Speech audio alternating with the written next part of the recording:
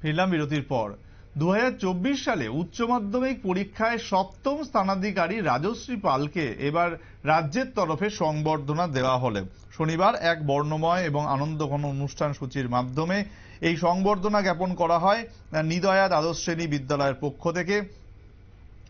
আপনাদের জানিয়ে রাখবো যে প্রতি বছরের ন্যায় এই বছরও এই দিনটিকে পালন করা হয় এবং রাজশ্রী পালের কারণেই রাজ্যে নাম উজ্জ্বল হয়েছে এমনটাই মনে করেন স্কুল কর্তৃপক্ষ। তা ঠিক কি জানিয়েছেন শুনুন। সকলকে জানাই আমার আন্তরিক শুভেচ্ছা এবং ভালোবাসা এবং গুরুজনদের জানাই আমার শত শত প্রণাম। আজকে এই অনুষ্ঠানটি আয়োজন করার জন্য অসংখ্য ধন্যবাদ আমার বিদ্যালয়কে। আমি টিবিসি পরিচালিত 2024 ইয়ারে ত্রিপুরার উচ্চ মাধ্যমিক পরীক্ষায় টপ 10 মধ্যে সপ্তম স্থান অর্জন করেছি। আমার এই সাফল্যের পেছনে প্রথমত আমার মা বাবা এবং আমার স্কুল টিচাররা, তাদের গুরুত্ব অপরিসীম। তারা না থাকলে হয়তো এই জায়গায় যেতে পারতাম না।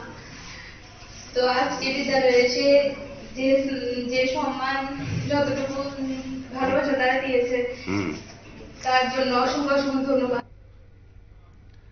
আপনাদের জানিয়ে রাখবো যে সোনামুড়ার নিদয়া দ্বাদশ শ্রেণী বিদ্যালয় প্রাঙ্গণে এই অনুষ্ঠানের আয়োজন করা হয়েছিল রাজশ্রী পালের জন্য এবং তাকে সংবর্ধনা জ্ঞাপন করে রীতিমতো খুশি স্কুল কর্তৃপক্ষ।